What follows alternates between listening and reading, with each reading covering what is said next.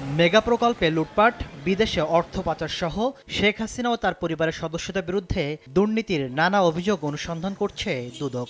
দুদক মহাপরিচালকের কাছে প্রশ্ন ছিল, বিদেশে থাকা অভিযুক্তদের কিভাবে জিজ্ঞাসাবাদ করা হবে। এটা হচ্ছে আত্মপক্ষ সমর্থনের একটা সুযোগ। আমরা আমাদের আইনানুগ যে প্রক্রিয়া আছে সেটা অনুসরণ করেই তাদেরকে অবহিত করা হবে তাদের বক্তব্য প্রদানের জন্য, আত্মপক্ষ সমর্থনের সুযোগ নেবার জন্য। কেউ যদি সেই সুযোগ না নেয় তাহলে দুর্নীতি দমন কমিশন আইন অনুযায়ী পরবর্তী ব্যবস্থা গ্রহণ করবে। নাটোর ২ আসনের সাবেক এমপি শফিকুল ইসলাম শিমুল ও তার স্ত্রীর বিরুদ্ধে ১৬ কোটি টাকার অবৈধ সম্পদ এবং ২৫ কোটি টাকার অস্বাভাবিক লেনদেনের তথ্য পাওয়ায় মামলা করেছে দুদক। প্রায় ২২ কোটি টাকার অস্বাভাবিক লেনদেনের অভিযোগে চট্টগ্রাম ১৬ আসনের সাবেক এমপি মুস্তাফিজুর রহমান ও তার স্ত্রীর বিরুদ্ধেও মামলা করেছে সংস্থাটি।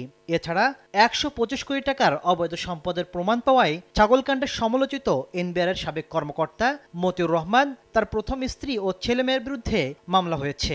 মতিউরের বিরুদ্ধে ইতিপূর্বে তো আমরা মামলার রুজু তথ্যাদি আপনাদেরকে পরিবেশন, এটা হচ্ছে তার পরিবারের অন্যান্য সদস্যদের, তার প্রথম স্ত্রী, তার সন্তান, তার ছেলে এবং মেয়ের বিরুদ্ধে তারা যে সম্পদ বিবরণী দাখিল করেছেন, উক্ত সম্পদ বিবরণী যাচাই শেষে এই মামলাগুলো তার পরিবারের সদস্যদের বিরুদ্ধে করা হয়েছে।